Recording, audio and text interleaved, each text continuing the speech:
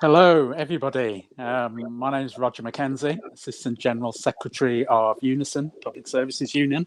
I'm delighted to be able to welcome one of my, well, it's more than friends, family, really. Marie Clarke Walker, the Secretary-Treasurer of the Canadian Labour Congress. And really delighted that Marie, who I know is so busy, all the time, was able to give us a little bit of time to come on and have a conversation about her inspiration, her role that she has played in the trade union movement, not just in Canada, but internationally. Before I do a proper introduction of Marie and a proper welcome, let me just say a little bit about these webinars. So these webinars have been going for nearly a year now, I think. And we've had some stellar guests who've managed to come and join us to have these discussions, including the legendary Bill Lucy, who we had on twice. I'm getting the feeling that this discussion is going to be a two-timer as well. But we've had some really stellar guests, and these webinars are really about just talking about organising in its widest sense. So not just, well, we go into workplaces and we recruit people, as important as that is, but it's also about all the issues around organising, how we can build power and strength for working people, and all the different aspects of that, hence the title, aspects of organising. But for me, one of the key issues is what do we do to organise Black workers? What do we do to build power and strength for Black workers in the environments that where we are as Black workers? And that's really my introducing Marie, really, because that's kind of where we met, in that sort of environment, looking at organising Black workers. But we'll get into that. But first, Marie, thanks ever so much for joining us. Really pleased to see you. How are you?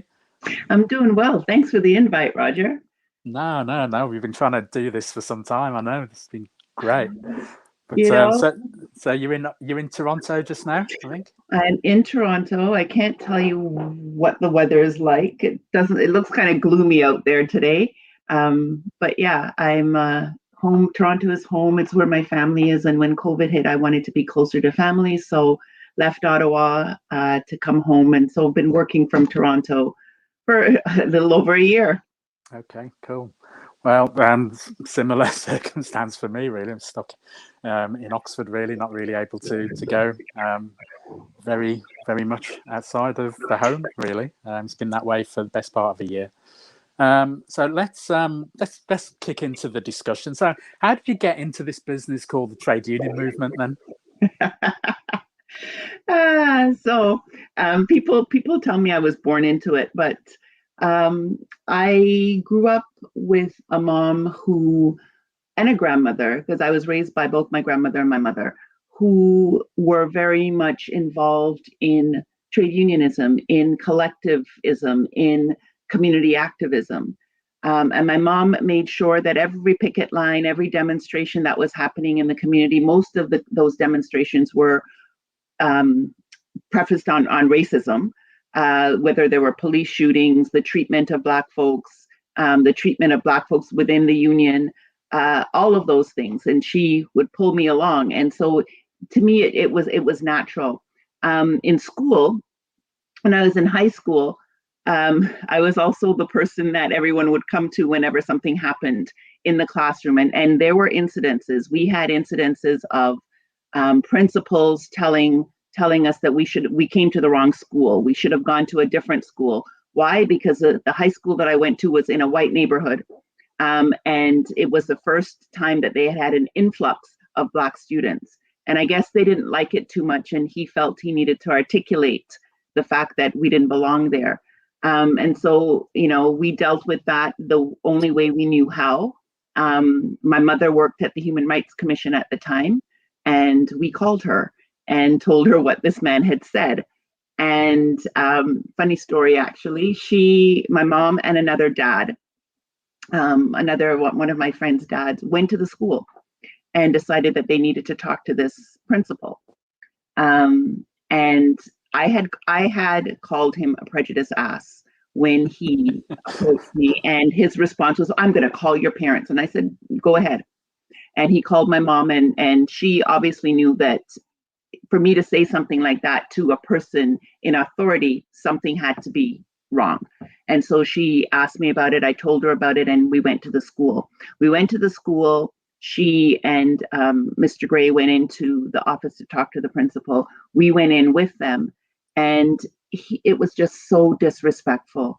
It was the first time that I was really seeing someone who, we grew up in the Caribbean where you respect authority. So you respect principals, you respect police, you respect, people in positions of authority.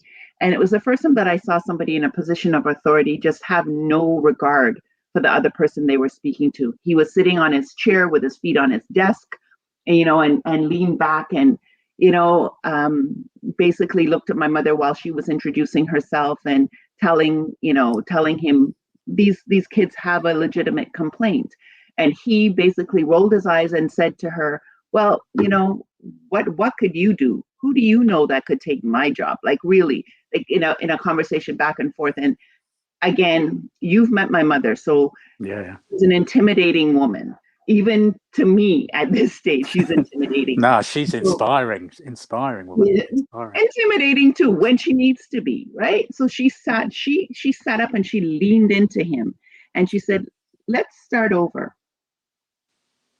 My name is Beverly Johnson, and I work at the Ontario Human Rights Commission, and these girls have a legitimate complaint." And he pushed himself back off of his chair, pulled the feet off the desk and sat up. And I started to laugh and got a backhand across my face because I was being disrespectful. Yeah. And she continued the conversation after that, explaining to him that what was happening was wrong and that we would take it further if it continued. The following day, he came over to me, put his hand on my shoulder, and asked me if everything was okay. And I basically looked at him and told him to take his bleeping hand off of me because he was a racist. And, while he was disciplined and removed from the school, he was just sent to a different school. But those situations continued. We had teachers that did the eeny, meeny, miny, mo, catch. Oh, I remember that. That. Yeah. And so those things happened on a regular basis, and I wasn't about to take it. So I fought back. During that time as well, I was going to Grenada on a regular basis. The Grenada Revolution had happened in 1979. Both my mother and my father were involved in some way in the revolution. My father was one of the tribunal lawyers, as well as the legal advisor to the Maurice Bishop government. And they both felt that we should see what things like this are like. And again, remember, by this time I'm in Canada, and the only thing you're seeing on the news about Grenada is the fact that there are Cubans there with guns, and they're, if you go in the street, they'll kill you, all kinds of stuff. So when the summer came and my mother said, you're going to visit your dad, who, by the way, I had met the year before, I was apprehensive. I didn't want to go. But, when you're 12 or 13 years old and your parents tell you this is what you're doing, you do it. You do it. So I went. We went to Barbados. And when we got to Barbados, my dad announced that we were leaving for Grenada the next day. And I really did not want to go. Again, based on all the things that I had seen in the media here. Anyway, again, you'd have no choice. He made a deal and he said, okay. It was my brother and I, he said, we'll go for a little while. And if after a week you want to go home, I'll send you home. Well, Roger, after a week, I was working at the Ministry of Education. I was doing stuff with the National Women's Organization, and I was like 13 or 14 years old, right? Yeah. And so all of those things showed me what could be done if a community really wanted to get it done, and if the government, that was in power backed that community. And so we got things done. We got childcare built and done. We had programs for women. We had programs for young pioneers, which were the youth arm of the party. I worked at the newspaper, the party newspaper. So I really got involved. And, it showed me that, yes, we can make a difference if everybody works together, if everybody's on the same page, because at the end of the day, we all want what's best for ourselves and for our families. And so that was I think that was the impetus that made me continue along this journey.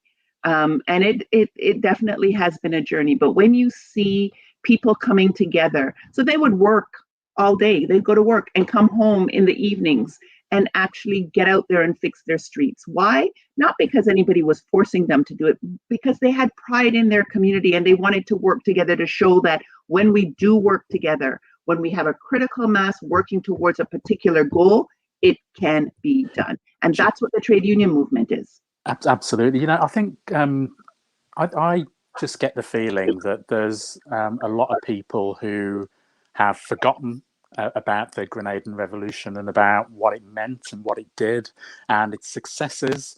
And some people may have heard of Bernard Cord because of his work around education. So some people might have heard that. But people, I think, lose the full picture of what that revolution did. But also just listening to you in terms of the inspiration that it gave you and that key lesson that when people come together, we can move mountains because the evidence is there that we've done it before. And without getting too much into the politics of it, there was a reason why the Grenada Revolution failed. Forget blaming both sides. There were other forces outside that didn't want that revolution to succeed. And the reason being, at least in my opinion, it was the first English-speaking revolution. So it could spread to the other islands. Again, a topic for a whole different interview, different webinar is the whole West Indian Federation and the CSME, the common market for the Caribbean, which people in the Caribbean have been talking about, politicians have been talking about for decades. There was an attempt to do it, but we're not there yet. But I think that it's something that the region really needs to consider and really needs to think about. A single market and economy. I think that especially now that we're in this COVID situation with the volcano erupting and that whole region in chaos, right? If we had something like the Caribbean single market and economy, everybody would be able to pool things. And anyway, again, as I said, a conversation for a different webinar. We're talking about we should do it because I think that's a live issue, as you say.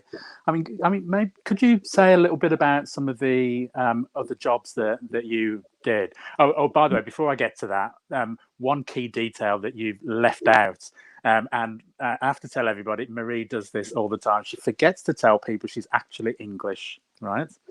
She has a go at me about it all the time, but Marie is one of us, right? One of these black people born in England, right? Although actually, I think you would describe yourself as Jamaican, as I would, really. I describe myself as a Caribbean woman because I take pieces of obviously Jamaica that is very important to me. It's where I grew up, spent my first 8 years. My first 9 months was in the UK. I happened to be born in the UK, but my formative years, Jamaica. My background, my grandmother, my mother, Jamaican. So I spent a lot of time and most of my time in Jamaica. My father is from Barbados, is Bajan. I did not grow up with him, but as an adult, I have spent more time with him. So I call and of course the experiences in Grenada. So I call myself a Caribbean woman because the Caribbean is always my first love in the back of my head. Always looking out to make sure that they're okay. And even in the trade union movement, I think that the region gets forgotten a lot of the time. And so I try to make sure that I stay in touch with the leaders in the region, at least some of the leaders in the region, so that I'm aware of what's happening and if they need assistance or somebody to talk, or we need some assistance, there are people out there to talk to and to reach out to. I mean, maybe if you could say a little bit about some of the jobs that you did back in Canada. I mean, one of the things that I remember when we were first talking about your background all those years ago, 20 years ago, folks, since me and Marie first met, and we'll come on to where in a minute. But one of the things that always struck me about when we were talking about your background and the jobs that you did was the whole sense of community that you always had, and that you've got 2 boys, but you raised many more children than that, and maybe say a little bit about the work and about that sense of community as well and how that develops. So I've had a few jobs in my time. During high school, like everybody else, I worked at McDonald's. I actually became the youngest swing manager, I believe. I was a manager at 13. I know it blew all the child labor laws out of labor. Yeah. We didn't know anything about child labor laws during that time. So I started working at McDonald's. I worked at McDonald's until I was 13. I used to babysit.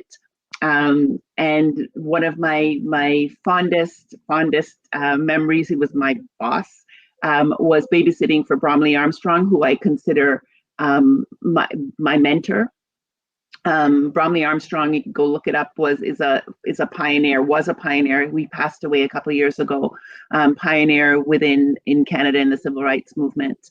I worked at group homes. So a lot of the work that I did was with kids who were developmentally delayed or adults who were developmentally delayed, and took that work into the school system and worked as a educational assistant and an ECE, early childhood educator, in a kindergarten as well as a special needs class. And that particular school also hired me. So my original job in that school was not working in kindergarten. My original job in that school was writing an anti-racism leadership program for elementary school kids.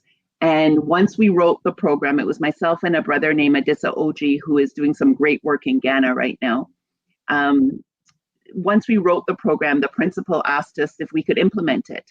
And we implemented it as a pilot project. And I think 3 weeks after implementing as a pilot project, the Board of Education accepted it. And it became a regular program in 3 schools in what was known as North York. It's now all part of Toronto. But yeah, so that's what I did for quite some time. And working, I mean, most of my work has been in public services, whether it was in home for the aged, and we're hearing all of the stuff now happening with long-term care. We could have talked about those things 20 plus years ago, because they were happening then as well, but nobody was paying attention. But again, we'll move on to where we are now because of things that we didn't deal with in the past later on. So all of those things were really important. For me, sense of community is important. We never do anything in isolation. And I've tried to take that into the labor movement. You can't do anything in isolation. You have to work in coalitions and partnerships to be able to get things done. And I think that throughout my career, that's what I've tried to do. And I've not just reached out within the confines of Canada or within the confines of Ottawa or Toronto. I've reached out much further, because when you throw that net out further, have those supports, it is so important to the work that you do, and it makes that work a little bit easier. And supports are so important. And I know we will get to this later, but I need to mention, we get together and we as a community tend to elect people, appoint people, choose people that we think can do jobs and put them in positions or assist them to get in positions. And then we leave. And then we leave. And we can't do that, because that person didn't get there on their own. They need our supports. And if we're there to give those supports, that vision that those folks have will be, it's easier to get to that vision if they're supported. I know I've gone off on a tangent, but you know me by now. Yeah. That's what we do. That's what we do. It's okay. So again, sense of community is important. And as Roger's already indicated, it's not just for me a work issue. It is a personal issue. So throughout the time, and I think, Roger, you may have come along just before, actually. So we all come into contact with people who are doing okay, but could do better, and end up in situations where, through no fault of their own, just can't afford mortgage, can't afford rent, can't afford food, whatever it is. And for me, I was raised by my grandmother, my mother, who taught me two things. Taught me more than two things, but two major lessons. Treat people the way that you want to be treated, right? And the only way to really do that is to put yourself in their shoes, right? So you understand what they're going through. And I've held those two things, and I carry those two things with me. So when people come to me and say they need, I put myself in their position, and would hope that if whether it's me or anybody in my family were in that situation, there'd be people out there to help. So I've always had that streak. People tell me I am a bleeding heart. I really don't give a shit, because if you're helping people, you know, it puts them in a better position. So yes, I've raised and helped to raise a number of children. 6 altogether have lived in my home. Actually, 7 have lived in my home, and others through community. You know, I didn't just go to rallies and picket lines when I was younger. I also coached basketball, coached soccer, anything to sort of build a community awareness. And it's interesting because my boys were in soccer and basketball at a very young age. And their friends through that process have remained their friends, because again, we made it welcoming. We made the home welcoming. My house is a community house, and has always been. Anybody who is in trouble or just needs a little bit of assistance knows that they can come and knock on my door, or pick up a phone and call me, and I'll be there to help. There are times that help can only go so far, and people have to sort of go out and do things to build themselves up that I can't do for them, and nobody else can do for them. But that door remains open. And I believe I have taken that same way of doing things into the trade union movement with me. Well, let's talk about that specifically now, about the journey in the trade union movement in Canada. So you talked about most of your working life has been around public services. So I think well, tell us a little bit about that movement into the trade union movement, and how you well, take us up to 2001. Right, but before the World Conference Against Racism, and we'll talk a little bit about that as a kind of staging post. But what was the journey up to that point? So, again, because my mom was part of the movement, folks knew who I was. I got a job at an organization called Catholic Family Services, and they had been looking for a steward. It was a unionized position. They had been looking for a steward, couldn't find one, or nobody would volunteer. And I remember Martin Sarah calling me and saying, you know, hey, Marie, because he worked with my mom. Hey, Marie, you're now the new steward. They don't have one. You're now the new steward. And so it was, you know, a rude awakening into that realm, but it was something that I was accustomed to being around my mom all this time. So I took that on. A number of years later, as you indicated, I went to work for the school board. And again, because I grew up in the union movement, it made sense. The very first union meeting I went to. And I didn't know very many people because I had started working at the board in August, and this was now October. And again, it's hundreds of schools. So you don't really get to know people until you start going to these meetings regularly, and then going to the union convention. So anyway, we went to one of these meetings, and I turned to the person sitting beside me and I asked, is the person speaking from the union or management? Because they introduced him as the union president, but basically I was lost for words. And the person laughed and said, that's our union president. And I was mortified. And then I turned to the brother that was sitting beside me, who was also, just shaking his head. And I said, if this is the president, then I'm sure that you guys can do better. Come on. And he's like, I'm really considering running. And he did. We ended up, all of us, becoming friends, obviously. And he ran the following year and won. And that started my this journey. In any event, I got involved with the bargaining team. I got involved with the education committee, and just everything that I could get involved with. They had social stewards that they would do training for social stewards, and given my role in the community, it made sense for me to go that route as a social steward, just to make sure that folks who needed resources knew where they were. And again, I just threw myself into the role. Shortly after that, there was the Canadian. I became a member of the Canadian Union of Public Employees. I should shout out the union. And shortly after that, they held a national convention. National convention was in, I believe, Ottawa in 1997. It was the first national convention that I was going to. And at that convention, there was a resolution on the books to create a seat for a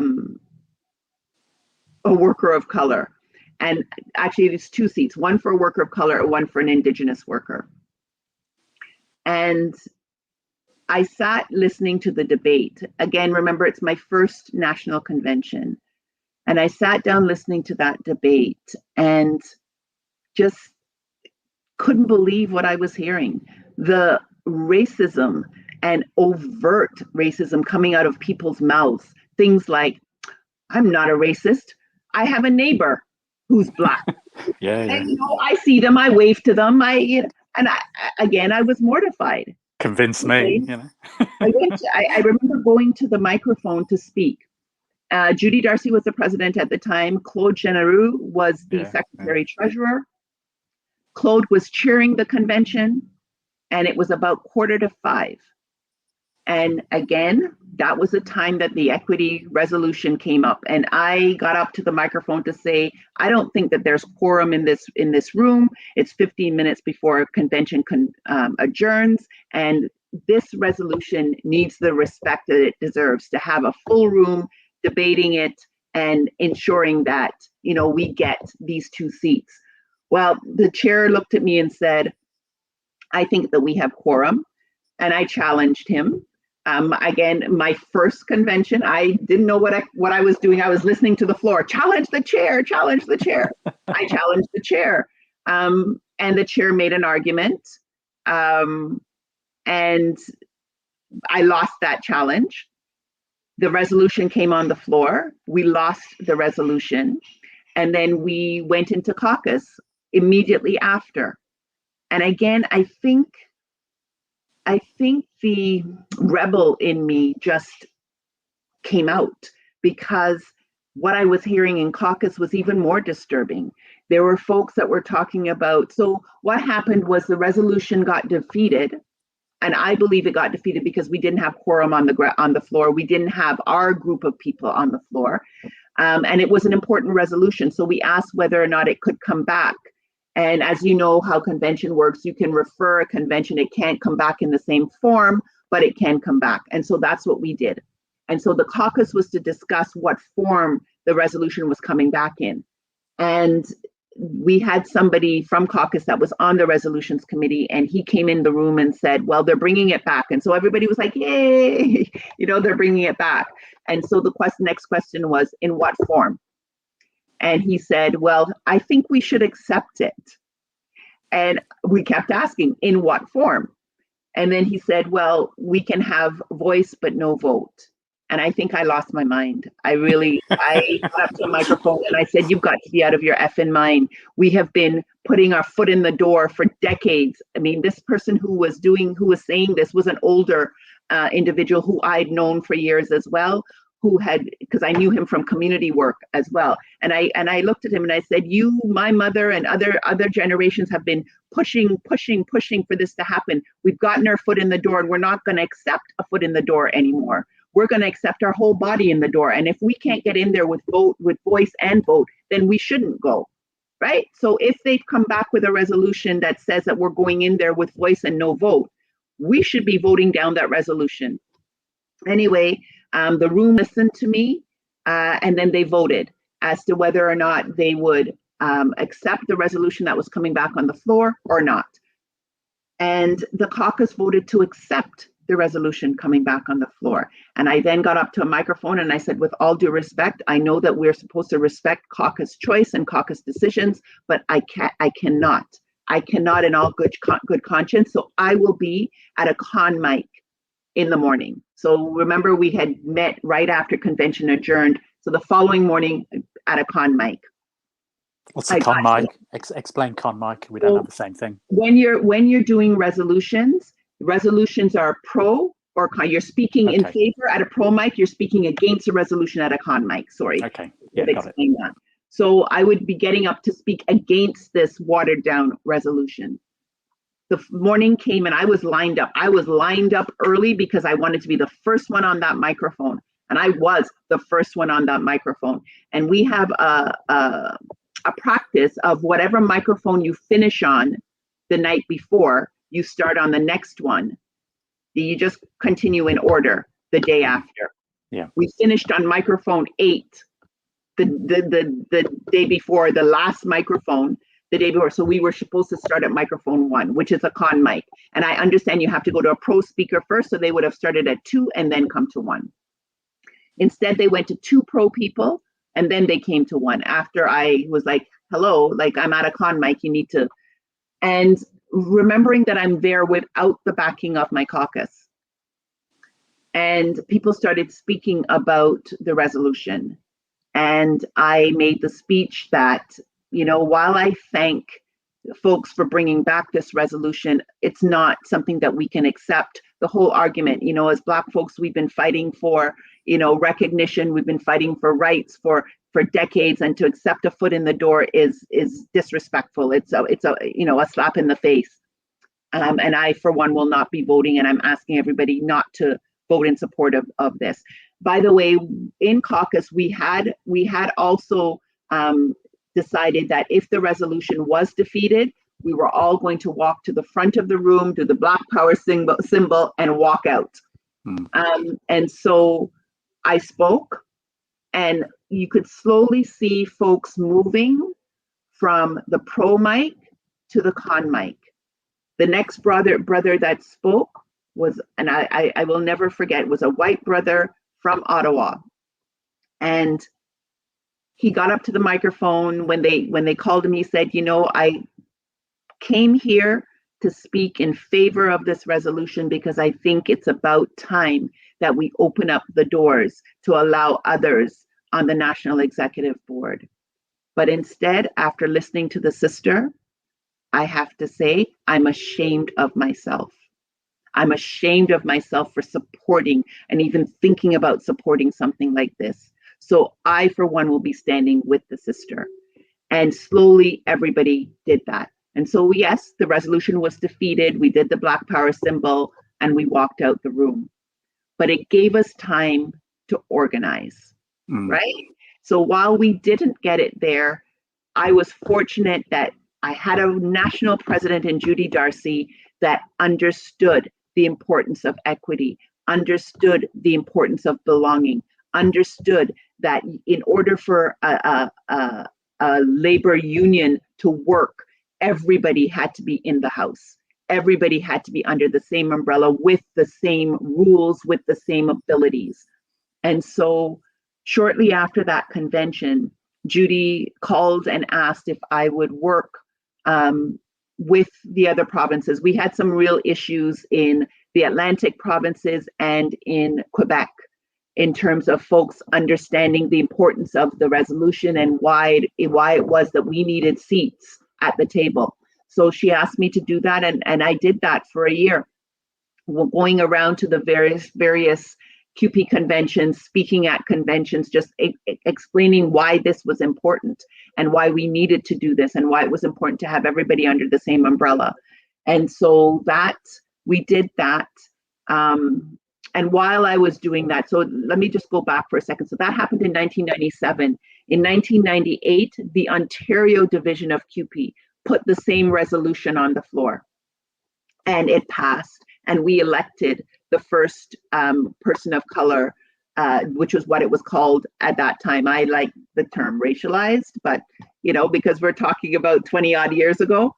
So we elected two people in the position, one for person of color, one for Indigenous. The woman who was elected in the person of color seat became staff. She got a staff position, and so the seat became open. And in 1999, at a human rights convention, I ran for the seat and I got it. So when I was working to try and get the national seat, I was already in the provincial one, and so it made it a little bit easier to make that that argument and to go to the various regions in the country and to talk to folks about the resolution. So hence in 1999, when we got back to convention, we were prepared and we had organized properly. So the one province who was very vocal against the resolution in 1999, we had that particular leader of that province, who at the time was Claude Genereux, our Secretary-Treasurer. We had Quebec actually speak to the resolution and why that resolution was important. And that was after, again, as I said, a year of education, of conversations, of just getting folks in tune with what needed to happen in the movement. And so we won the resolution. We passed the resolution in 1999, and then the caucus asked me to run for the position. So we actually elected the position the same year that at the same convention, that the resolution was passed. And so I ran for that position and I was elected. I was challenged, by the way, I should say, I was challenged by a brother from New Brunswick, who also believed that Acadians were diversity groups. The way in which the resolution was worded was a diversity resolution, but the intent of the resolution was made very, very clear by the speakers, who said it was a position for a worker of color and an Indigenous person. Interestingly enough, I also had to convince folks on the National Executive Board that this was the way to go, that this, if we're fighting for 2 seats, those were the first 2 seats we needed to fight for, because we all know there's a whole, a list of equity folks that should be included in any room, in any situation where we're dealing with labor and people. And so I remember having this conversation because there was one of our siblings from the LGBTQ community who felt that we should go for LGBTQ at the same time. And I said no. And I remember having to make this argument that one of the reasons why we needed to go this route first is because in Canada, Indigenous communities, Black communities had been the ones who were marginalized forever, from time immemorial. I mean, folks came in and, pillaged Indigenous communities, gave them all kinds of diseases and everything else. And again, as Black folks, we were here as slaves, we were here as laborers. And so we felt that it was important. And I had to explain to somebody that when you walk in the room as somebody in an LGBTQ 2SI community, and at that time we only had the 4 letters LGBT, people don't see your preference. When I walk in a room, you can see I'm a woman. I mean, my tatas are pretty big. They can tell. And I mean, I'm a woman, right? And you can see that the color of my skin is not white.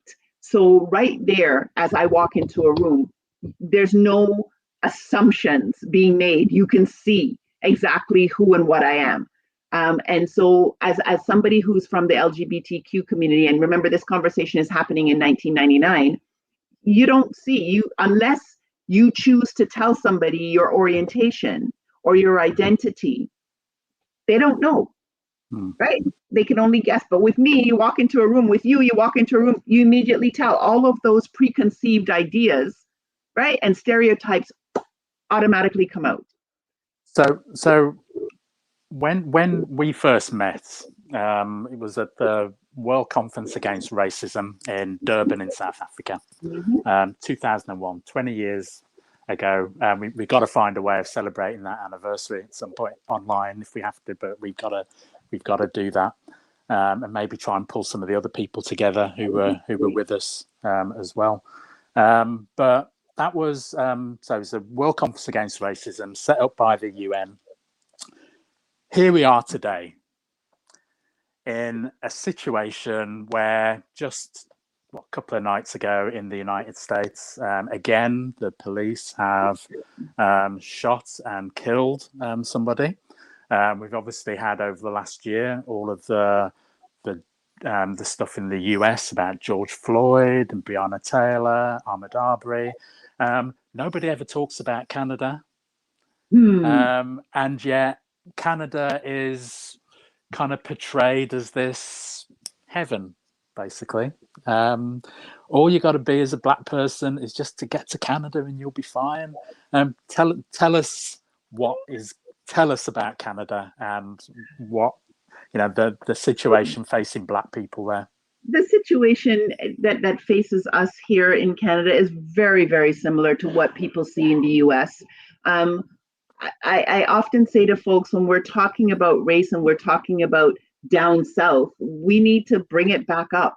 We need to bring it back up because all of those situations are happening right here. The same week that George Floyd was shot, we had Regis Korchinski-Paquette, a young woman who, was in need of assistance,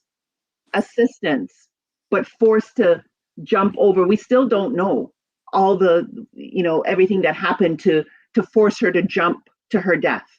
We have situations where police still stop people because they fit the description. And what is that description? Black. I mean, I have sons that are 6'10" and 6'6". One of them, the youngest one, who at the time was 6'8", walking through a park. Now, this is going back at least 10, 15 years ago. Walking through a park. Cops pull up on him in the park, shine a light on him, tell him to drop everything. The only thing he's holding is his phone. Tell him to take his hat off. He's afraid to move his hand because if he moves his hand to take his hat off, he could be killed. And then they tell him that they stopped him because he fits the description. When he laughs, they say to him, "You think you're the only 6'8" kid in this neighborhood?" And he is, and he was. But they came up with all kinds of excuses. They told him, "Yeah, we know that you have charges. We know that you're appearing in court." Never been charged in his life, never appeared in court. But when you're a kid and you're hearing that from somebody who is supposed to be an authority, how do you feel? And Roger, what you don't know, and what I found out years later, is that wasn't the first encounter. While I was working in Ottawa, there were cops knocking down my door, coming in guns blazing, having the 6 boys line up on the couch with guns drawn because they were looking for a suspect. Why come into my house? Are you looking for a suspect? The suspect ran through the neighborhood. So those things happen. They happen here, they happen in the US, they happen in the UK, and it's got to stop. I mean, one of the things, I think you might have touched on it earlier on, but I think it's certainly true, is that trade unions are part of society. So we have racism in wider society, and we have racism within our movement as well. No question, we've all seen it. People can try and deny it as much as they want, but actually it is really clear that this is the case. Tell us a little bit about racism and the trade union movement in Canada, and also some of the things. I mean, we've talked about really kind of Black organisation, to be racialized in your language, to be able to kind of stand up against some of that. But you know, you are a senior. You know, I think the second most senior trade unionist in Canada, the second person of color, racialized person, to be elected to a senior position within the organization. What have you had to face? Well, let's just say that you hear, Marie, you're doing such a great job. The work that you're doing internationally is on point. The work you're doing to mobilize and organize around, you know, equity issues, around women's issues, around the international trade union work is stellar. But we're running someone against you. You know, or for the 6 years or 12 years that my first 12 years in the movement, not being able to do particular things because we had and people in the leadership, around the leadership table, who I still think today don't or didn't recognize that what they were doing was racist. So if I'm impacted by racism in these top positions, I can only imagine what membership and other activists are going through. And for me, it's more than imagine. So let me just put it on the table. There is not a week that goes by that I don't receive a call from someone in one of the unions in Canada to say, hey, I brought a situation of racism to my leadership, to my steward, to whomever, and they told me it's either my imagination, forget it, we can't win this, or you know, they just don't know where to go. A lot of folks are going through that same situation right now and are afraid to talk about it, are afraid to, and even if they pick up the phone and call me, they're still afraid to go public with it. Why? Because this is their livelihood, and they've seen that when people complain about race issues, they're marginalized, they're fired, they're made to feel like it's all made up, it's in their imagination. And so folks are looking, they're more than looking, they need a place where they can feel comfortable, where they can feel safe. And a lot of folks are not feeling that way in their unions. And that is sad. That is sad. It's taken 20 plus years for the movement to start talking about anti-Black racism. At the Canadian Labour Congress, we started 6 years ago. And I think that's a good thing, but we got backlash for it. Teachers unions that want to do, you know, workshops on white privilege. This is what we're experiencing. Got backlash for it. However, there is a light at the end of the tunnel. When Black Lives Matter came on the scene in Canada, the first thing that they did was show how the various equity groups and the issues of equity are related. And if you stand by and stay silent when you see something happen to somebody else, chances are it won't take very long for it to affect you or come to you. And that's what has happened in the trade union movement for a very long time, and it needs to stop. When I was going through my hell, you know, being told I couldn't go and speak at conventions, Roger, you would remember getting invited to speak at conventions because I was the first Black woman and I could speak about Black women's challenges and successes, right?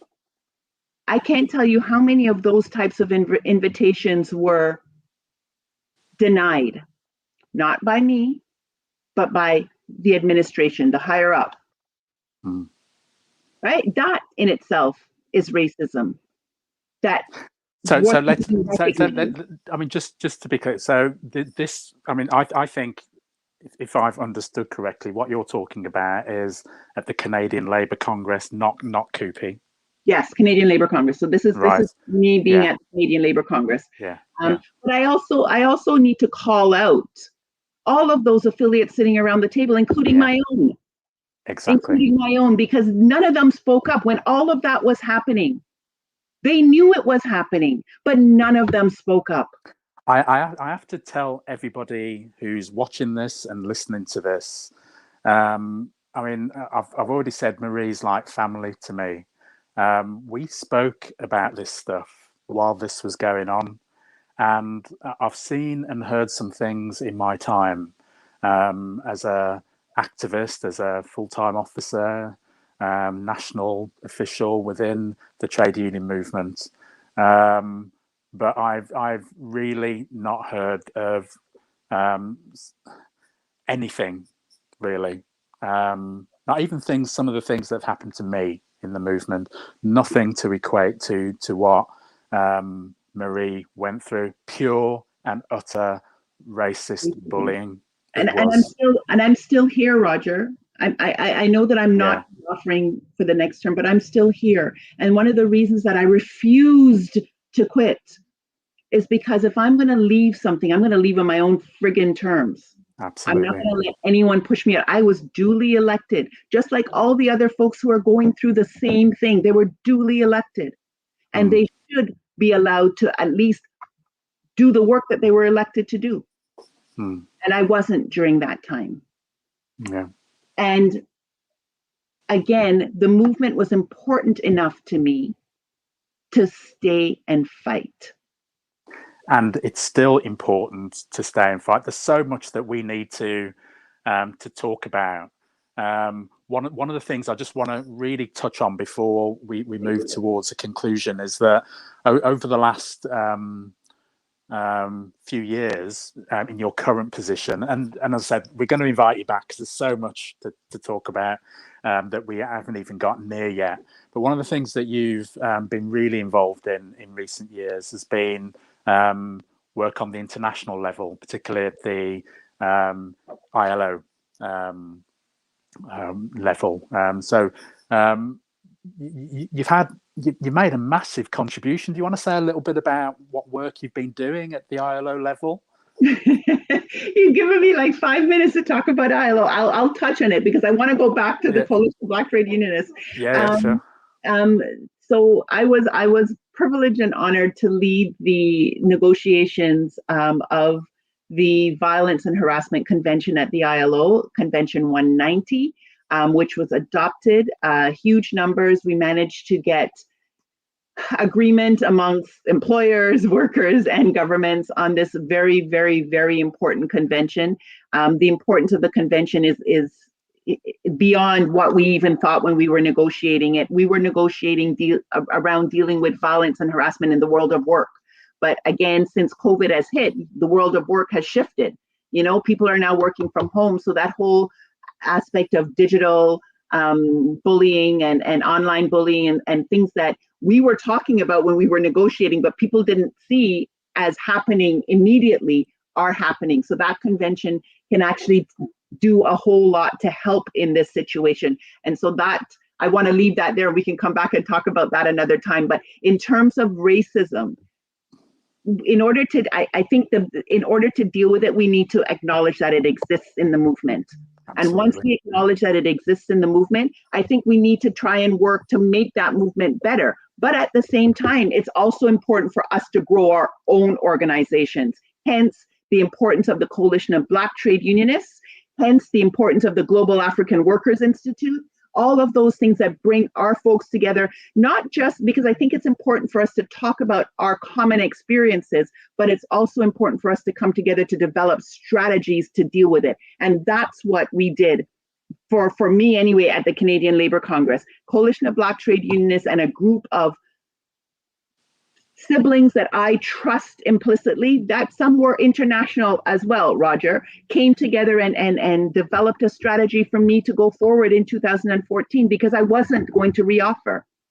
I wasn't going to reoffer. And all of you gave me that strength to reoffer and showed me that you would be there to support because, you know,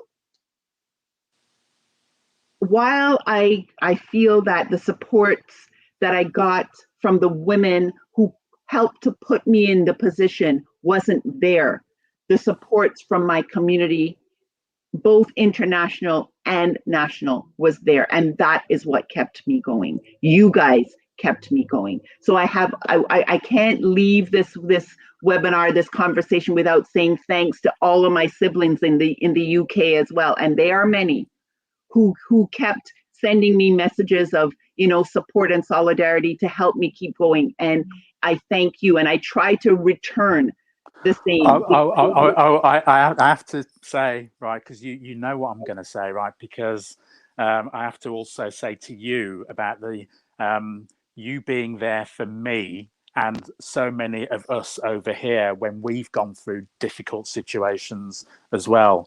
And that's what this movement should be like. It should be, we should be there for each other. You've said a couple of times that you're not reoffering for election. There's a load of stuff. We are going to rearrange this and have another discussion because there's so much that we've got to come back and talk about. But you've said that you're not going to reoffer again. But what I'm saying to you is that I know that it's in your blood. Everything that you've talked about means that this movement, this fight is in your blood. So, you know, we've got to work out ways of the next phase of your contribution to our struggle. Whether that's, I don't know, you mentioned the ILO, whether that might be something that you continue to do, whether it's through CBTU, the Coalition of Black Trade Unionists, which I'm proud to be part of as well, and the Global African Workers Institute, which I'm also proud to be part of. And Marie and I were founder members of the Global African Workers Institute as well. But we've got to work that through, because for me, the fight that we are in, yes, it's local, yes, it's regional, yes, it's national, but it's also international. And unless we understand that, unless we are there for each other and don't allow each of us to get picked off in our respective kind of areas, unless we are there for each other and reminding each other about the importance of our mental health and checking in on each other, even if it's just a quick phone call or a quick little text or WhatsApp, which is what we tend to do, just a quick little message. Are you okay? Everything okay? Good. Cool. Let us know. You know, I mean, all of those things are so important. We are facing hell right now as Black people. Yeah. And unless we're there for each other, nobody else is going to, you know, there's some real good, sympathetic white comrades out there. But you know what? We have to be there for each other because we feel it. We know what racism feels like in the gut of your belly, right? And unless you've had it, people don't know that. There's that horrible knot that you get in the pit of your stomach. It doesn't go away, Roger. It doesn't go away. No. So we've got to come back to this discussion, talk some more about, maybe pick up on some of the historical stuff as well, but maybe come back and talk about the future a little bit as well, and how this global fight against racism, what are the inputs that people can have. But what I want to do, just in conclusion, is I always end these webinars, and as I said, you're coming back, but I always end these webinars with, some people think it's just being pathetic, actually, and that, so what is the book that you recommend? Can you hear me now? The book is called Can You Hear Me Now? Can you hear me now? And it's written by Selena Cesar Chavanis. And Selena, for those who don't know, was a member of parliament from Whitby, Ontario, Black woman, who changed things up quite a bit, talked about, the shaming of body shaming in parliament, wearing her hair in braids, and the fact that as Black women, we should be able to do whatever the heck we want to do. She's no longer a member of parliament, but she has found her voice, and she's talking about her experiences, her, coming to terms with a number of things about herself and about the system in which we live. It is a really good book. I am not all the way through it now. I keep getting interrupted, but I know how it ends. I know it is a fabulous book, but it's one of the must reads for this year. Excellent. Right. Well, we'll put that out on the link and all that. The title says it all, right? Can you hear me now? Are you watching me? Can you see me now? Because I'm here in all my blackness. And isn't that such a strong message to finish on? Because we all feel that sometimes people are not listening to us. They don't see us. They certainly don't feel us. They don't. It takes a pandemic for people to stop and to understand that the things that we have been talking about for decades, we did not make this stuff up. These things were real, and the only reason you are seeing these things now is because the pandemic made you stop and made you look at screens and made you understand that this is real. And this has been our reality for decades. We've been shouting it for decades, and it took. And wasn't Will Smith so right that actually that racism isn't necessarily getting worse, but it's getting filmed. Right, and people need to understand that it's always been there. It's always been bad. All right, look, I'm gonna wind up now, but Marie, you're my sister. Thank you so much. That's given me the inspiration for really kept me up. So thank you so much. I want to thank everybody who's watched this webinar and listened to this webinar, but I want you to do more than just watch and listen to this webinar. I want you to take an active role in the fight against racism. If you are a member of UNISON and you're watching this, then I want you to play an active role in standing up against the racism that so many of our members still experience in public services, whether they're employed by traditional public sector organisations, whether they're employed by private sector or community and voluntary sector. It's up to us. We have to stand up and we have to organise against racism. But the way that we do that, we have to build our union. We have to build strong power for working people in the workplace that includes everybody. And everybody. Be strategic. It has to be strategic. Absolutely. And that's where the next discussion will take us. I want to just end by reminding everybody that we've got a big webinar event on the 1st of May, which Marie will know is a very special day for more than one reason. Look, I use every platform to remind everybody. Presents can easily be sent for my birthday. Just send them to UNISON Centre. It'll get to me if you haven't already got my home address. But it's we're doing a big celebration of organising. It's called Raise the Roof. We're going to have speakers from South Africa, from Palestine, from India, from the Indian farm workers. And we're probably going to see if Marie's got a little bit of time to come on and speak at that as well. But I'm put her on the spot now. Do it in public, I always say. That's how you get people. As soon as I check my calendar, I'd be happy. I definitely want to see it. So I definitely have to make time. Absolutely. So that's a big event, and gives us a chance to celebrate organising, to celebrate building power for working people within the workplace, because that's what we need to do to make a real difference. Marie, thank you so much, my sister.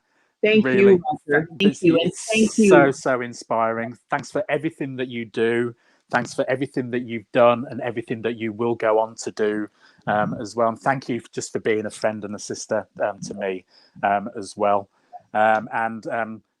Best, please pass on my best to all your family I will. as well. Thank you. Same to you on your end. Please give my best to Kate and Sojourner, will. and everyone else in the movement that I haven't been able to see because we're not traveling. So thank you so much for this. Looking forward to doing it again. You will. We will. We'll sort this out. All right. Take care, everyone. And thanks for watching. Thanks for listening. Stay safe. Stay well. Bye now.